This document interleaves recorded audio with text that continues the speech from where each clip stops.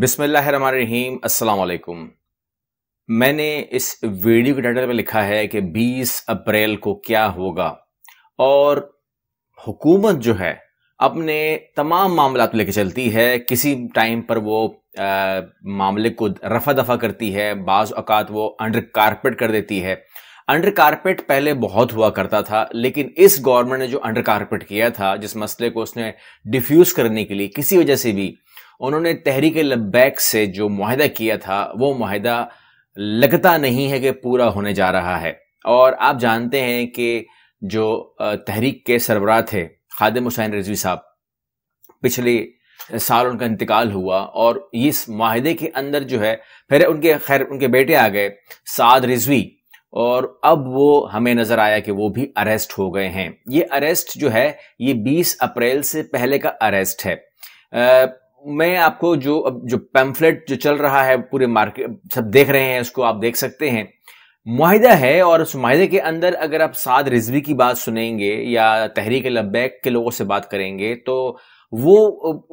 کوئی ایسی بات نہیں کر رہے کہ جو معاہدے سے ہٹ کر ہو۔ اب یہ ایک الگ بات ہے کہ جو گورنمنٹ کے لوگوں سے اگر آپ بات کرتے ہیں تو کہتے ہیں کہ اس معاہدے کی کوئی سرکاری یعنی کہ کوئی قانونی حیثیت نہیں ہے۔ مسئلہ قانون کا یہاں پر ہے ہی نہیں، مطلب اس کو چھوڑ دیجئے کہ کون عدالت جائے گا کون عدالت نہیں جائے گا، ہم اس کو بحث نہیں کر رہے۔ مسئلہ یہ ہے کہ فرانس کے سفیر کو بے دخلی کے لیے آپ نے ان سے لکھ کے تو معاہدہ کیا ہے، لیکن لکھنے کی بات بھی کرنا ہوتی، زبانی کی بات بھی ہوتی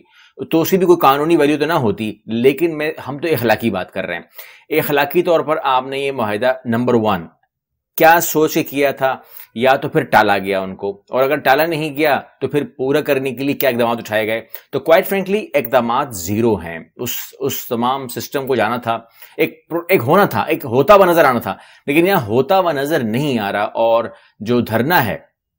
یعنی کہ اگر آپ مجھ سے پوچھیں گے کہ 20 اپریل کو کیا ہونے جا رہا ہے، تو سعد رضوی صاحب جو ہیں ان کا یہ اناؤنسمنٹ تھا کہ 20 اپریل کو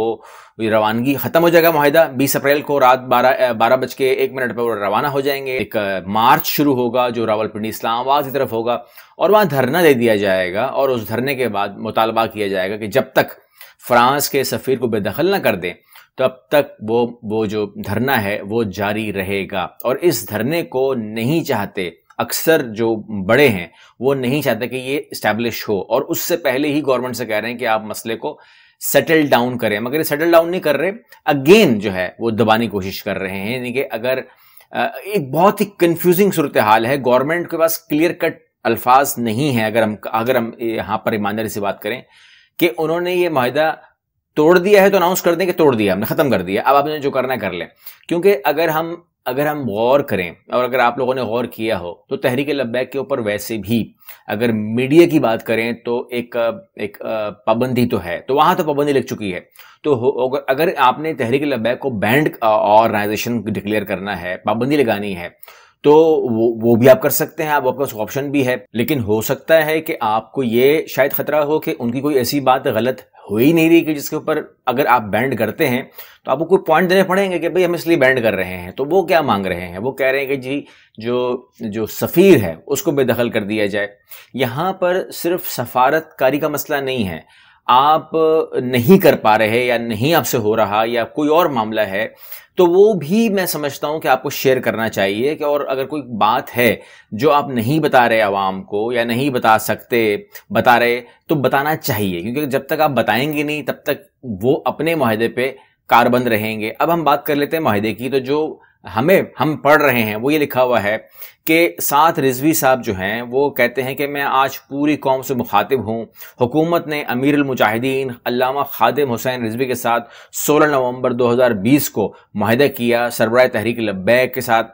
بمطابق معاہدہ 3 ماہ میں گستاخ سفیر جو سفیر فرانسیسی سفیر ہیں ان کو ملک بدر کرنا شامل ہے، مکمل بائیکاٹ کرنا بھی شامل ہے، اور لیکن تکمیل کے معاہدے کے لیے 20 اپریل تک کی مزید مہلت بھی دی گئی ہے، اور معاہدے کی ڈیڈ لائن کا اعلان وزیر اعظم پاکستان نے خود میڈیا پر کیا تھا۔ آگے وہ کہتے ہیں اگر 20 اپریل تک فرانس سے سفیر نہ نکالا گیا تو ناموس رسالت مارچ ہوگا، اور یہ بھی کہا جا رہا ہے، اور 20 اپریل کو رات 12:01 پر امیر المجاہدین کے مزار سے مارچ شروع ہوگا۔ علامہ سعد حسین رضوی فرماتے ہیں، اور اس کے بعد وہ کہتے ہیں کہ اہلیان پاکستان تمام وابستگیوں سے بالاتر ہو کر ناموس رسالت مارچ کا حصہ بنے۔ معاملہ یہ ہے کہ جب ناموس رسالت کا معاملہ آتا ہے تو پھر تمام وابستگیاں وہاں پر ہو جاتی ہیں زیرو۔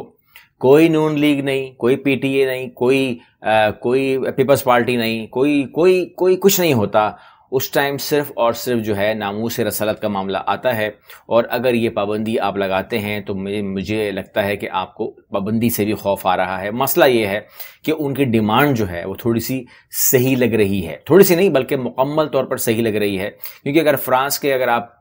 ہسٹری کھولیں گے یا فرانس کو آپ ایز اے ہول اٹھائیں گے تو آپ کہاں سے شروع کریں گے معاملے کو؟ ہم تو بہت دور چلے جائیں گے، لیکن آپ شروع کر لیجئے FATF سے۔ وہ آپ کو بلیک لسٹ ڈلوانے کی بات کر رہا تھا پاکستان کا، اور اگر آپ سیاسی بات کریں گے تو مطلب ہم کہتے ہیں نا کہ یار وہ ملک ویسے ہمارے لیے بڑا اچھا ہے، امداد کرتا ہے، پیسے بہت دیتا ہے، اسلحہ بہت دیتا ہے، تو میں آپ کو بتا رہا ہوں کہ اگر سیاسی معاملات پر ورلڈ افیئر پہ آ جائیں گے تو اس نے ریکویسٹ کی تھی کہ اس کو بلیک لسٹ کیا جائے، تو یہ تو ہے اس کا ہمارے لیے خیال کہ وہ ہمیں تو اوپنلی کہتا ہے۔ اس کے بعد اسلحے پہ آ جائیں تو وہ بھارت کو بھر بھر کے اسلحہ دیتا ہے، یہ بھی کوئی چھپی بات نہیں ہے۔ رافیل بھی وہیں سے آ رہے ہیں اور بہت کچھ آتا ہے وہاں سے، یہ بھی ہو گیا۔ اور اس کے بعد جو گستاخی ہے وہ ایسا نہیں ہوتا کہ عوام پاگل ہو گئی ہے، بلکہ ان کا جو سربراہ ہے، جو صدر ہے، وہ پاگل ہو گیا ہے، اور وہ نہ کہ صرف گستاخی کرتا ہے بلکہ مطلب وہ ملک ایک مونگ پھلی کے دانے سے زیادہ نہیں ہے، لیکن وہ یہ جانتا ہے کہ اگر میں گستاخی کروں گا اور وہ ناموس رسالت کے اوپر اگر وہ جسے کہتے ہیں کہ اگر وہ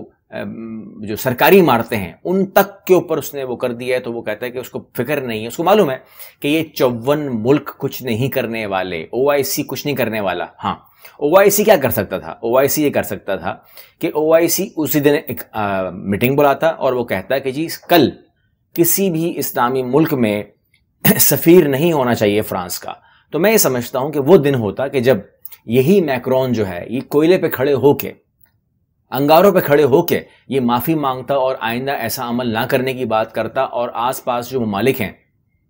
یورپ سے لے کر امریکہ تک کسی کی ہمت نہ ہوتی کہ وہ مسلمان ممالک کے بارے میں بات کرے۔ مگر یہاں ہوا کیا؟ کوائٹ فرینکلی آپ بھی تمام وابستگیوں سے بالاتر ہو جائیے، آپ کو کس کی تقریر سننے کو ملی، کس کی آواز سننے کو ملی؟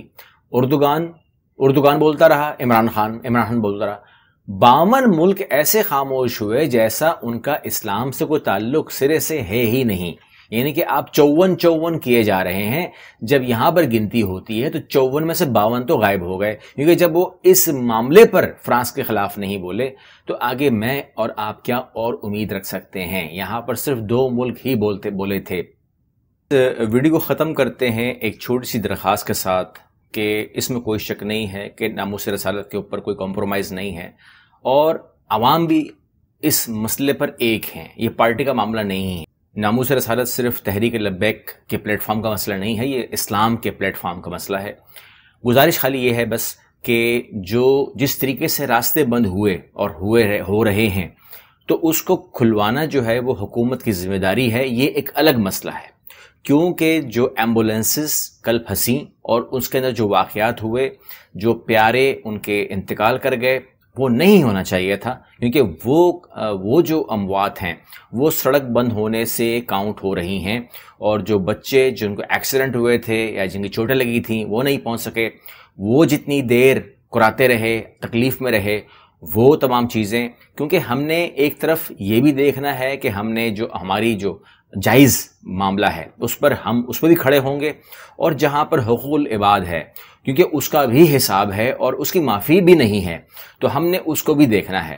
تو امید کرتا ہوں کہ آپ میری بات سمجھ گئے، اور جو تحریک لبیک کے ہمارے بھائی ہیں ان سے ریکویسٹ کروں گا کہ وہ راستہ بنا کے دیں، ایمبولینس کو راستہ بنا کے دیں، بیماروں کو اور جو تکلیف میں ہیں ان کو راستہ بنا کے دیں، تاکہ